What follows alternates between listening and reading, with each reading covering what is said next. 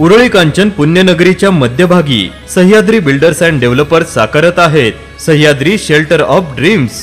हा 5 मजली PMRDA व महारेरा मान्यता प्राप्त 1 BHK आणि 2 BHK Sahyadri shelter of dreams या प्रोजेक्ट मध्ये असणार आहे 1 BHK 651 स्क्वेअर फूट व 2 BHK 882 स्क्वेअर फूट। आजच बुक करा आपल्या स्वप्नातील घर। आमचा पत्ता सह्याद्री शेल्टर ऑफ ड्रीम, गट नंबर 820, महात्मा गांधी रोड लगत, महात्मा गांधी शाळे शेजारी, उरळी कांचन। अधिक माहितीसाठी संपर्क 9767 93 82 82 आणि 91 30 88 82 82।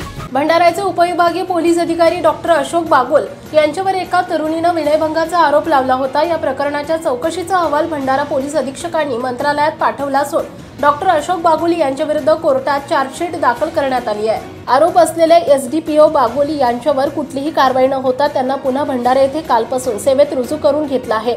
भंडाऱ्याचे SDPO डॉक्टर बागुल यांच्याकडे एक तरुणी पोलीस तक्रारीच्या अनुषंगाने मदतीसाठी गेली होती। यात न्याय मागण्यासाठी गेलेल्या तरुणीला शरीर सुखाची मागणी करून तिचा विनयभंग केल्याचा गंभीर आरोप उपविभागीय पोलीस अधिकारी डॉक्टर अशोक बागुल यांच्यावर करण्यात आला होता।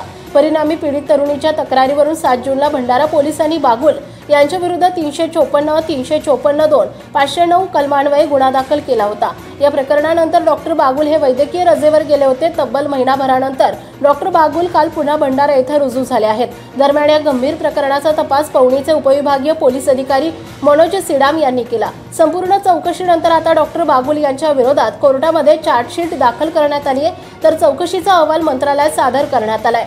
SDPO बागुल यांच्या विरोधात कोर्टात चार्जशीट दाखल करण्यात आलेली असताना अद्यापही त्यांच्यावर कुठलीही कारवाई करण्यात आली नाही। तर दुसरीकडे हे काल भंडारा येथे पुन्हा आपल्या कर्तव्यावर रुजू झाल्याने आता आश्चर्य व्यक्त करण्यात येत आहे।